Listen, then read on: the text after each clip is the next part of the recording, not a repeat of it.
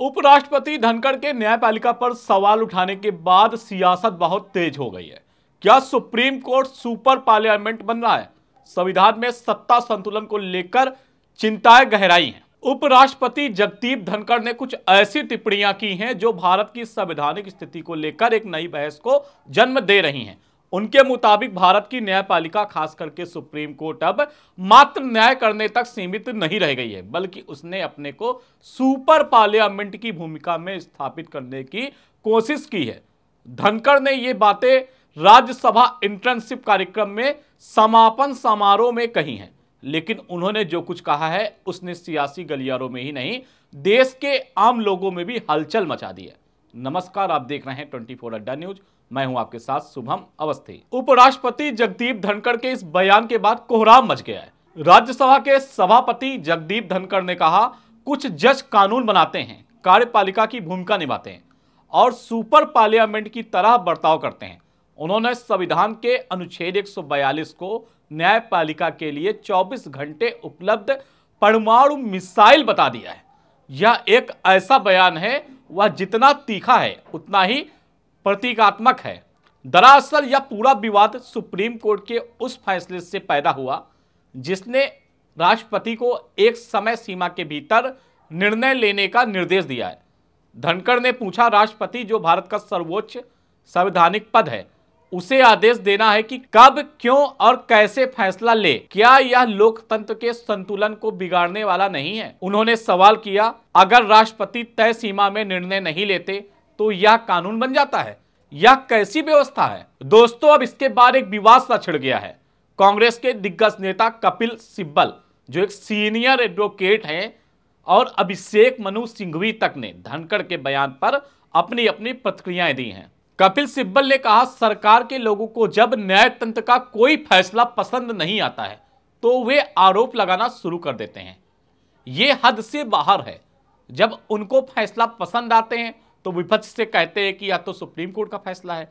मेरी समझ में ही एक रेस्पेक्टेड पर्सन को ऐसी बात नहीं कहनी चाहिए, यह उचित नहीं है। मैं आपका बहुत आदर करता हूं, लेकिन आपने कह दिया कि अनुच्छेद 142 न्यूक्लियर मिसाइल है। आप यह कैसे कह सकते हैं? वहीं दोस्तों, अभिषेक मनु सिंघवी ने भी उपराष्ट्रपति जगदीप धनखड़ के बयान पर ऐतराज जाहिर किया है। सिंघवी ने कहा है कि अब राज्यपाल केंद्र के एजेंट की तरह काम करने लगे तो अनुच्छेद 142 का इस्तेमाल गलत कैसे हुआ? सिंघवी ने कहा, आर्टिकल 142 का इतिहास 50 साल पुराना है। मैं उनके बयान से पूरी तरह से असहमत हूं। दोस्तों, आखिर क्या है अनुच्छेद 142, ये भी बताएंगे हम आपको। दोस्तों, अब सवाल उठता है कि संविधान के किस अनुच्छेद 142 को लेकर उपराष्ट्रपति धनखड़ ने सवाल उठाया है। आखिर उसमें सुप्रीम कोर्ट के लिए क्या प्रावधान किए गए हैं? संविधान के अनुच्छेद 142 भारत के सुप्रीम कोर्ट अपनी न्यायतंत्र का इस्तेमाल करते हुए ऐसा आदेश पारित कर सकेगा जो उसके समक्ष लंबित किसी वाद या विषय में पूर्ण न्याय करने के लिए आवश्यक या जरूरी हो। सुप्रीम कोर्ट का यह आदेश पूरे भारतवर्ष में लागू होगा।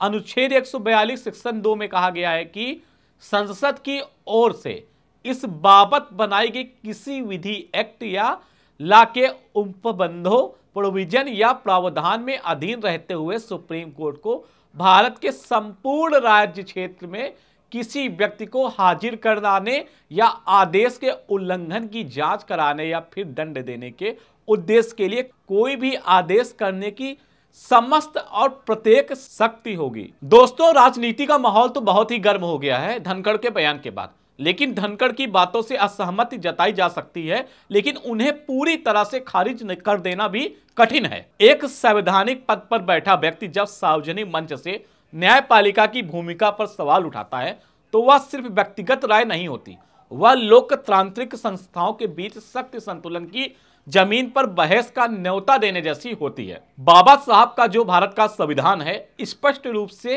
3 स्तंभों, विधायिका, कार्यपालिका और न्यायपालिका के बीच शक्तियों का विभाजन करता है और साथ ही साथ इसमें संतुलन की भी व्यवस्था करी गई है। लेकिन हकीकत यह है कि पिछले कुछ वर्षों में न्यायपालिका की भूमिका पर यह सवाल जरूर उठने लगे हैं कि क्या वह अपने दायरे से बाहर जा रही है। दोस्तों, जगदीप धनखड़ यही नहीं रुके, उन्होंने एक और बात बोली है, मैं आपको बताता हूं। उपराष्ट्रपति ने दिल्ली हाई कोर्ट के एक जज के यहां जली हुई नकदी के बारे में भी एफआईआर न होने पर भी सवाल उठाए हैं।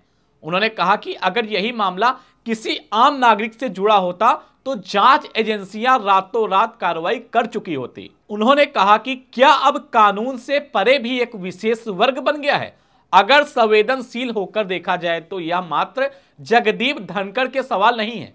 देश के नागरिकों की एक बड़ी तादाद उनकी बातों से इत्तेफाक रखती है। वहीं विपक्ष भी लगातार हमलावर हो गया है जगदीप धनखड़ को लेकर। जिस तरीके से इस वक्त मामला गर्म है, पूरे मामले पर आप क्या सोचते हैं कमेंट बॉक्स में जरूर बताएं। फिलहाल के लिए इतना ही, फिर मिलेंगे अगले वीडियो में। देखते रहें 24 अड्डा। नमस्कार।